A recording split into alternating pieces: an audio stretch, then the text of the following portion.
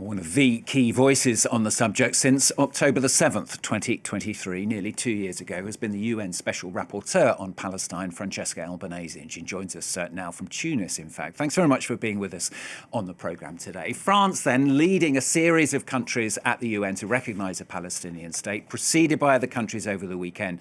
What difference does it actually make, though? Yeah, this is a good question. So first of all, thanks for having me. What difference does it make? So look, had this recognition happened 5 years ago, there would have been mass celebration around the world because it does mark a shift in European policy. There are only a few countries that remain that have not recognized Palestine in Europe. However, the context is today marked by a genocide. The fact that Western leaders have trouble in recognizing it, it's their problem, but the reality is such. There has been, we are facing the fastest starvation campaign ever, and it is not just overwhelmingly affecting the Palestinians, it's genociding the Palestinians. There is a mass slaughter ongoing in Gaza as we speak. So it seems to me that while the recognition of the state of Palestine is a due belated act, it doesn't address the core issues at stake today. Is it just pointless? Israel maintains an unlawful occupation. It's not pointless. It's not pointless. It's distracting the attention from what is needed right now. And also, I'm worried by the extra clauses that some states, including France, are attaching to the two-state solution. While states are now recognizing the state of Palestine, the constitutive elements of a state are evaporating, which are the territory that Israel continues to annex and the people which Israel is intentionally destroying. So this is why I'm saying, it's great that states recognize Palestine, but do they understand that now the obligations to guarantee Palestine's integrity, right to non-interference, and self-defense from an unlawful occupation that Israel's unlawful occupation is tantamount to an aggression becomes even stronger. You see that the right to no interference. Yeah. One of the problems, of course, is that a lot of these countries are worried about if there's no interference, then it could well be Hamas who finishes up running this independent state of Palestine. And that's what they're obviously concerned about. Look, I understand that a source of concern and preoccupation for the West is Hamas. Hamas was not there 30 years ago.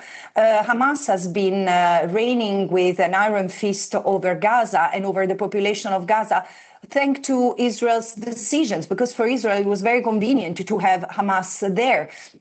So again, the occupation was already 25-year-old when Hamas was just a small charity that has been pumped up by Israel as a tool to disintegrate the secular political bloc that Fatah, first and foremost, constituted in the Palestinian political spectrum. No, excuse me. We cannot use Hamas as an excuse not to, as an excuse to hijack Palestinians' self-determinations.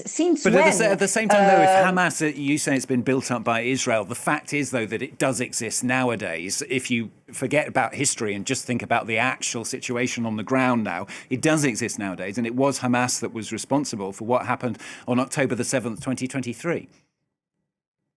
Yeah, absolutely. And who's responsible for what happened in Gaza in 2008, 2009, in 2012, in 2014, in 2018, in 2021, in 2022? Because the overall death count of this, and it was Israel's attacks against blockaded Gaza, amounts to over 5,000 people. So it seems to me that the Overton window that Western media keeps on using, October 7, has exhausted its capacity to explain the reality. There is no question that October 7 was a massacre. and called for justice and accountability, no question. Instead, what followed was a war of revenge that has almost normalized the execution of a genocide in plain sight. So no, I mean, violence is generated by violence. I mean, this is a vicious circle. So stopping the illegality of the occupation is an obligation that is upon all member states, including France. So the question is, what is France? What are the other states doing to make sure that what the International Court of Justice has ordered takes place, meaning the withdrawal of Israeli troops, the dismantlement of the settlements, and the end of Israeli control over Palestinian resources. Realistically, I mean, is that actually going to happen, though, realistically? I mean, as you say, there's a circle of violence now. Is there any hope at all, do you think, at this stage, realistically, for the two-state solution to work? No, don't get me wrong. I don't think that there is a cycle of violence right now. Now there is a genocide. I don't see the cycle of violence. I see the linearity of a genocide, of a genocidal war accompanied by all tools and means of the 21st century, unloaded against a defenseless population. So there is no, I mean, let's be serious. Hamas, what is the threat that Hamas really poses to Israel? And the 7th of October was that tragic because, in fact, there was no resistance.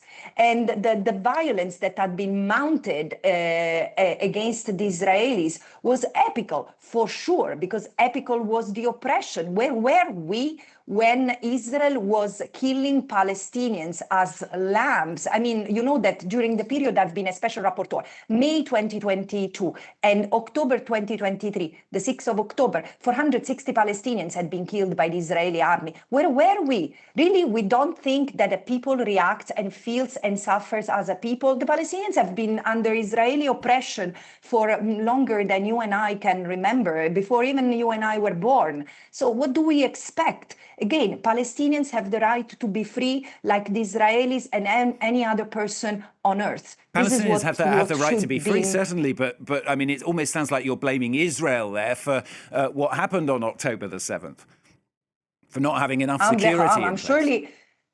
No, look, it's not about that. I'm blaming Israel for maintaining the longest occupation of modern history. I'm blaming Israel for imposing an apartheid regime over the Palestinians in the land that it was not even under its legal authority. This is what I'm blaming Israel for. Israel has been occupying illegally the West Bank, the Gaza Strip, and East Jerusalem, has imposed a 17-year-old blockade over the Gaza Strip, which is the period during which Hamas controlled the Gaza Strip. So, yeah, we can keep on blaming the Palestinians. And surely, I mean, I will never justify the violence against anyone. I will always condemn the violence that Palestinians have committed against the Israelis in the desperate attempt to regain their freedom.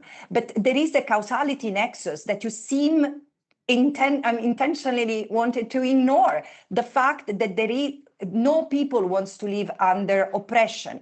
And you know what? Today, we need to recognize that it's decades of impunity that have allowed this violence, the violence that exploded on October 7, to happen, because Palestine had completely disappeared from the political discourse and the map. I mean, how many scoops, how many interviews, how many reportages on Palestine were happening other than when an illegal settler was killed or a soldier was harmed? This is the thing. This was European attention toward Palestine. But again, the Palestinians were living under apartheid. And I can tell you, because I've been living there, apartheid is really, really ugly, especially if you belong to the oppressed group. We're coming up now to 3 years since October the 7th, and the situation has gone from bad to worst almost on a monthly basis. I mean, is there any future for the whole political system, the whole UN intervention, the whole way that other countries and people such as yourselves have tried to make a difference here? Because, as I say, every single month the situation seems to get worse and worse, and all the talk, all the interviews that have been done seem to make absolutely no difference to what's happening on the ground at all. I do not entirely agree with you, because the difference is that, as I said, until 2 years ago, it was absolutely impossible to have mainstream media covering Palestine on a weekly basis, let alone on a daily basis. It was absolutely impossible to have someone talking about Israel as an apartheid state. It was unheard of that Israel could be held responsible for war crimes and crimes against humanity, which has been committing far before October 7. But the point is, nobody has been held responsible for anything.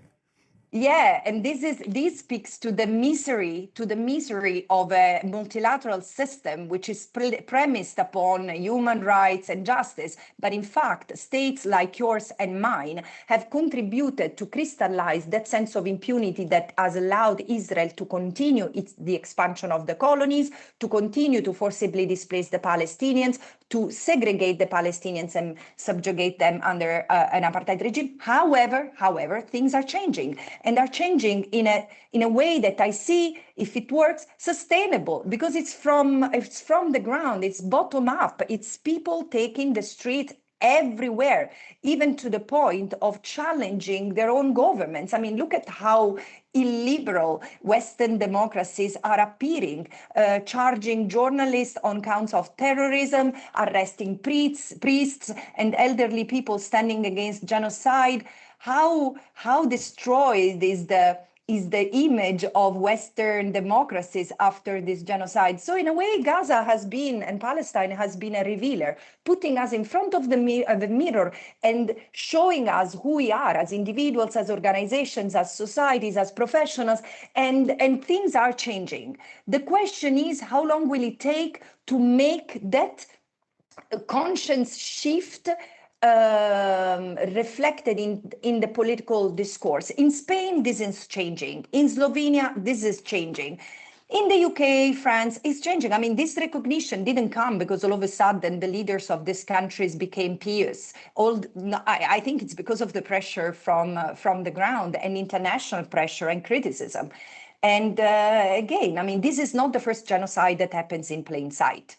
The Holocaust happened in plain sight, the Rwanda genocide happened in plain sight, and so the genocide in Bosnia. This is the first genocide that has generated a global mobilization. So for me, this is the silver lining. And people, especially young people, speak human rights language. This is unprecedented. So if it goes well, we will have a political change that turns us into a better world.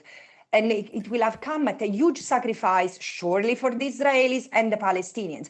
But it might also get much worse than we are, because the system is resisting, as you can see from what the US is doing, and threatening every country and every organization and every person who stands in the pursuit of justice. Good to have you on the programme today. Thank you very much for being with us. Francesca Albanese, the UN's Special Rapporteur on Palestine, joining us just after that announcement from Emmanuel Macron that is recognising